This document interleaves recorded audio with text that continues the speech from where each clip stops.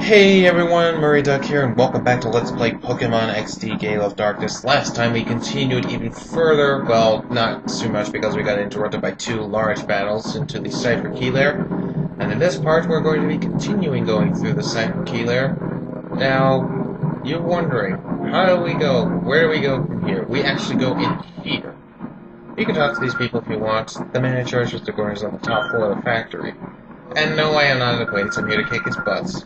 Terrible fucking questions. Girls and their beauty. I will never get that, but whatever. In here we get a hit point up, or HP up for short, and that is going to be very good.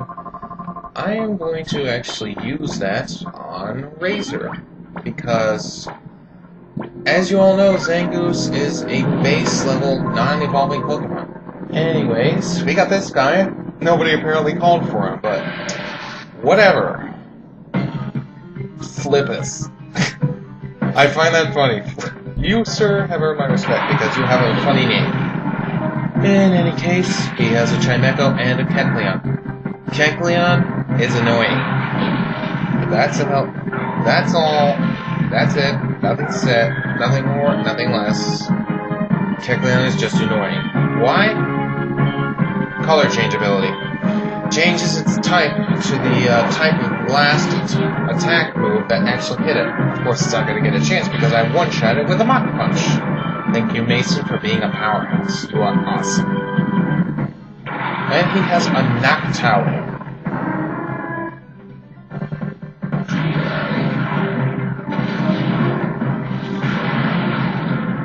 But yeah, you know my opinions on Chimecho. In fact, it and its pre-evolved form of generation for Chingling are on the list, as you all know. I probably mentioned this in an earlier part, but just reiterating that. Alright? Alright? Cool. So yeah, this battle's not too hard. Just go about your usual business of wiping the floor with them all. Of course, Noctowl has quite a bit of special defense, and it can kind of be a bit of a tank. Chimecho, not so much. Supporter? Maybe. Attacker? No. Defender? Absolutely not. And he has a Mighty Enna. Props to you for having a wolf. Seriously, I always consider Mighty Enna to be a wolf. Say what you will, Mighty Enna is a wolf. And Poochyena is a wolf pup, so there.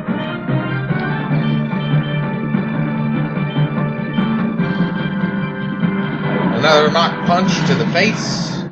Of course, with the reduced attack, it doesn't quite one-shot. I don't think it would have one-shot anyway, because Mighty Enna actually has a little bit of defense.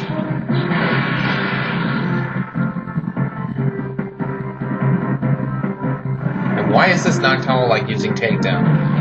Takedown is one of the quite few moves that actually do recoil damage.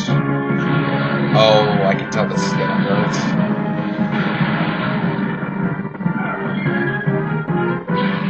God damn it.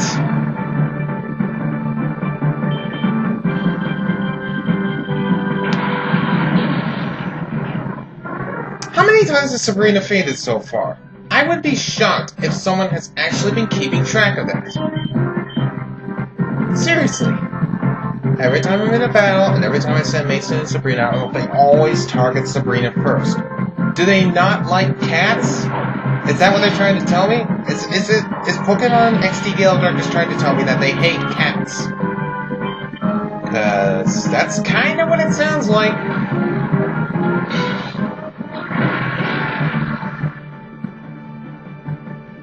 Oh, but again, I digress, and dang it, Mason is confused, so yeah. Screw it. I can always just cut, after this battle, I'm just gonna cut Away, get to the healing machine, and then get back to the spot where I encountered this guy, so yeah. That sounds like a plan. Definitely.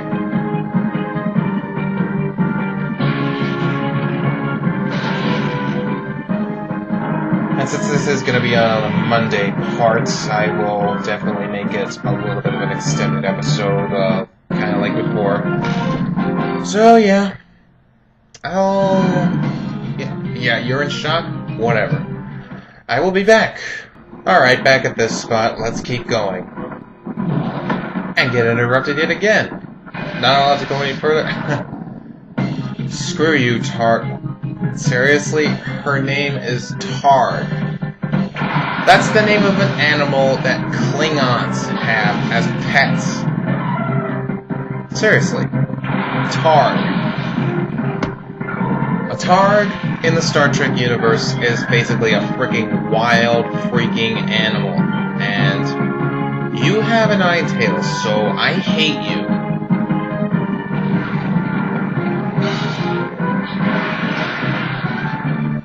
And I spite you with a critical hit, and you are not. You are. Leecher! Anyone who uses Leech Seed, I am going to call a freaking Leecher, because that's what they do. They leech energy off you and add it to their own greedy health bar. Pricks. That's just the word for it. Pricks. Sabrina levels up. And she has an Azumarill. Nice.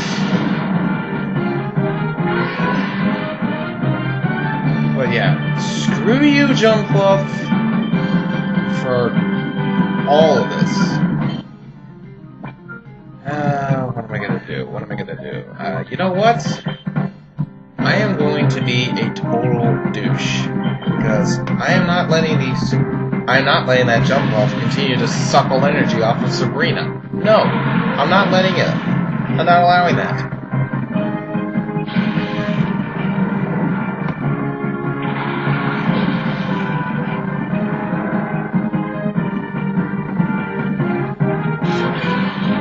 And too bad I switched out Mason, otherwise that would have been very bad for him. And that Azumarill has Tail Whip.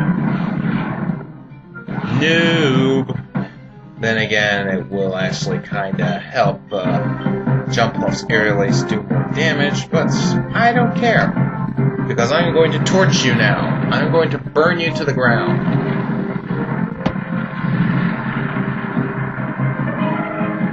I told you! Burn to the ground.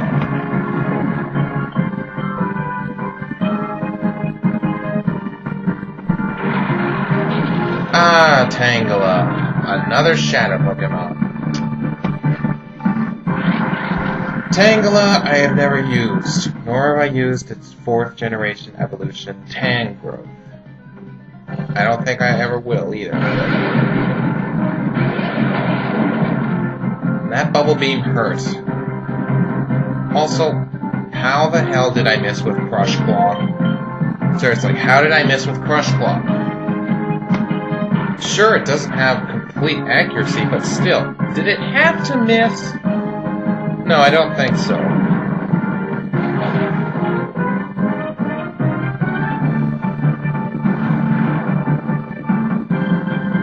Anyway, Tangela has Shadow Raid, which I never got to show off with the Togepi, because I had it in the Purified Chamber, but there it is. Shadow Raid. And that move hurt a lot. And Seela is almost down, so I'm gonna have to heal her. Because these two pricks just don't seem to want to let up to me. Whatever. Chug a Pokeball, let's go.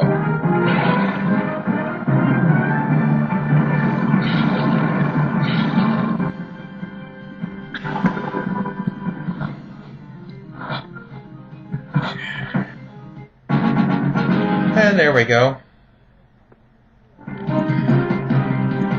And here's our other Shadow Pokemon, the Butterfree. You can't have Beedrill without Butterfree after all. Anyway, Butterfree has Shadow Rush, and I believe it might have Shadow Shed. I'm not entirely sure. It's been a while. As I said, it's been a while since I played this game, so don't expect me to know everything. And their Safeguard wears off. Like I care, because I don't need to use any stats inflicting moves.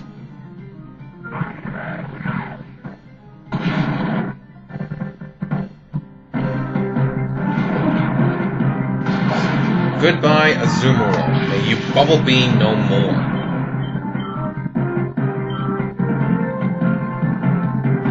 has Shadow Mist. Whatever.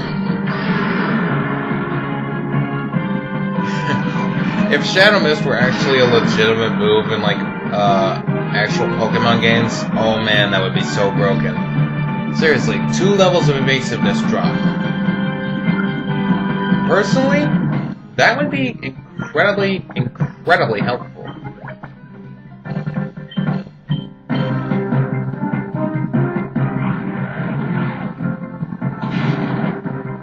There we go, down to critical health, and now it's gonna use Shadow Rush.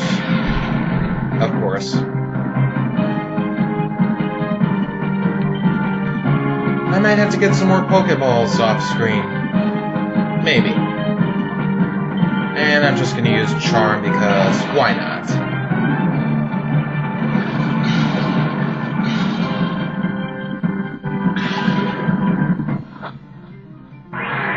And of course it breaks out like a prick.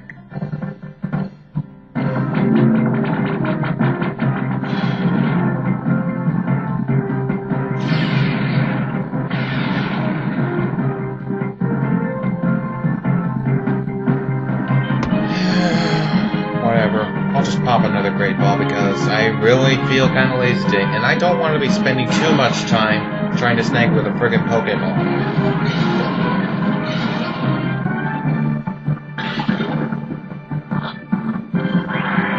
Seriously?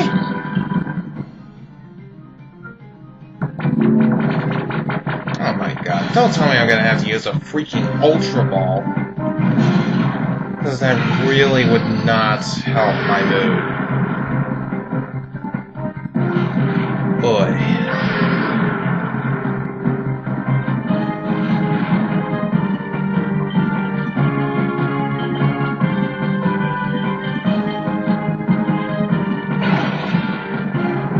One more time.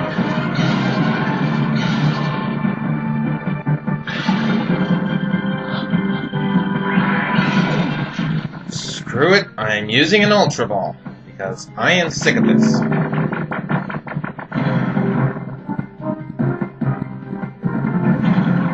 And that's the 3rd Shadow Mist it's used, so both Razor and Seala's evasiveness are at the lowest they could possibly freaking go. Yeah, talk about annoying.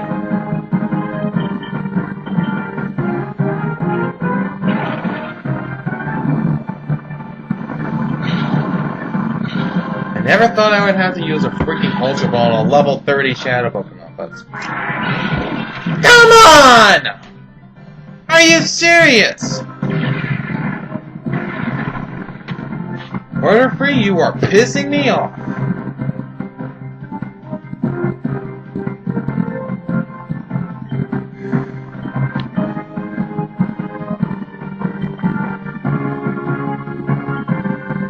Piece of shit. God, this is just... Stay in the damn ball! Duh.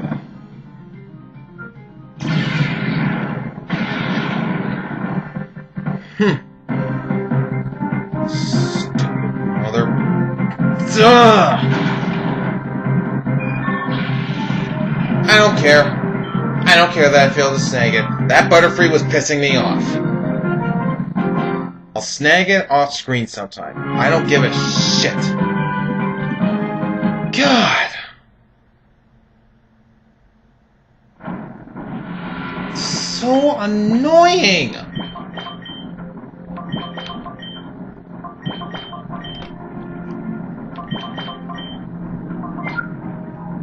My God. Never before in my life have I ever had any trouble with these shadow Pokemon.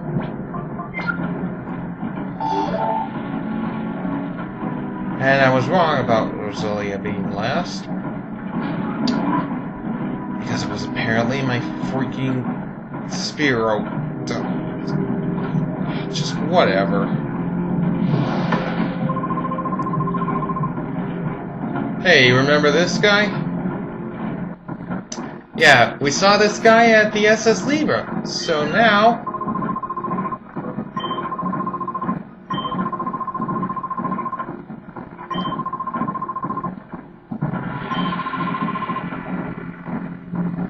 So yeah, we're taking on Efficiency Man,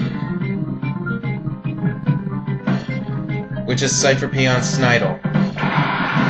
This guy has a Shedinja and a Wobbuffet. Shedinja is annoying because of only one thing, its Wonder Guard ability, which means only super effective attacks will injure it. Those super effective attack types include Fire, Rock, Flying, Ghost, and Dark types.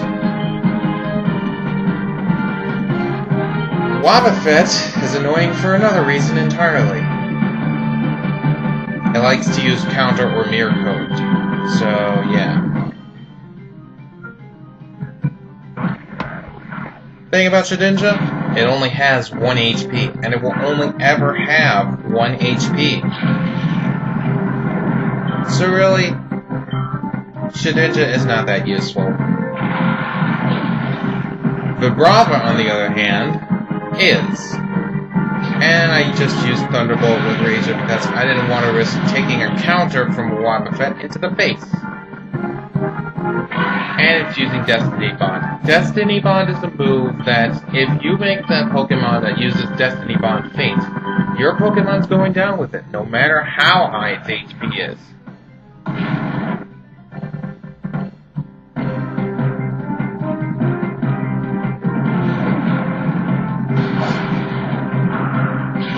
And screw you, Vibrava.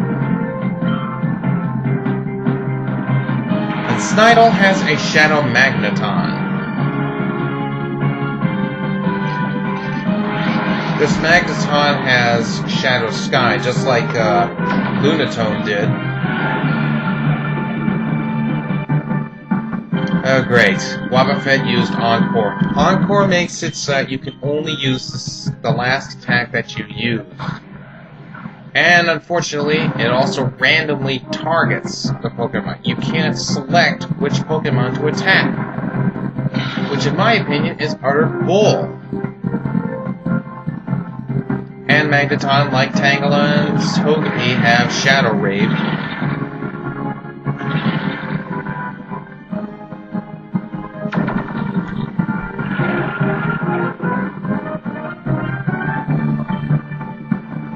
Alright. Skipping the Pokeball and going straight to the Ultra Ball. A Great Ball. Duh. Cannot speak today.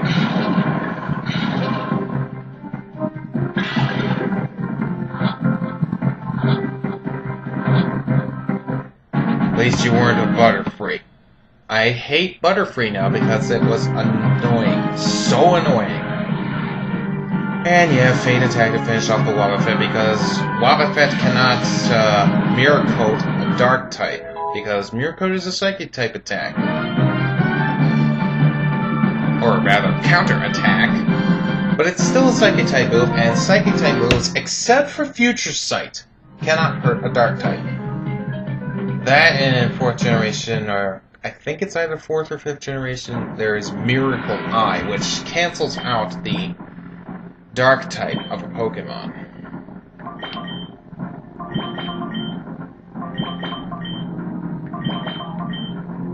But I digress. We get the System Lever, which is actually going to be useful in the upcoming area. But that'll be for next time. Oh man, what's that Butterfree doing? Anyway, next time on Let's Play Pokemon XD Gale of Darkness, we will be going to the top of the key lair to take down the Shadow Factory production facility here with the lever we just acquired. This has been Murray Duck on a very annoying note and tangent, and I will see you later.